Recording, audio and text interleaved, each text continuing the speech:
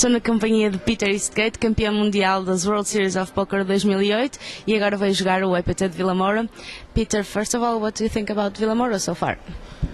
Well, I like it so far. I've been here for 3 days, I think. The sun is shining. We're in the month of November, and I'm living in London, and the sun is definitely not shining a whole lot in London. So it's a nice change to get some good weather and some sun and get some summer, even though it's winter time. You already played and busted, but how was the tables? Tough tables? I was sitting at a tough table. I was sitting among other PokerStars team pros like Dario Mineri and Vanessa Russo. And I only managed to survive to level 5, and then I got knocked out, so nothing went right for me that day. You won the World Series of Poker. You were the first November 9 to win. How has your life changed after that? My life has changed to a life where I'm a lot more on the road nowadays. I go around the PokerStars EBT circuit and play all the different tournaments there is. It's like 8 or 10 different destinations. But my personality remains itself. Like, it's not like that much changes. You get the financial liberty to do whatever you want, but on the other hand, you still need to force yourself to seek new opportunities. You also ran good this year at the World Series. You had a nice place. Yeah, I came in 78th, so that's a very nice run for the year after you won the main event, but it isn't the first prize, or it isn't the final table. But obviously, if there's some doubters who believe that I'm not that good of a poker player, it's good to me to prove that I can make other results than just one fluke.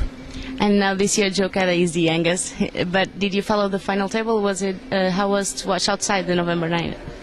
Well, I was actually in Las Vegas, and I was watching some of the early hands, and then I left, and I heard most of the radio broadcast of the final table, and it was kind of funny. It was way more relaxing than to be playing myself, and yeah.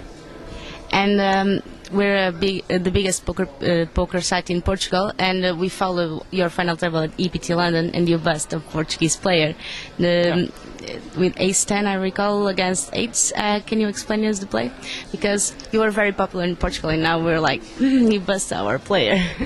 Well, that's the thing about poker. Like, you gotta think about your own survival. You can't really think about the other guys at the table. Like, they're your obstacles for coming in first, basically, so you need to knock them out, or the other guys to knock them out.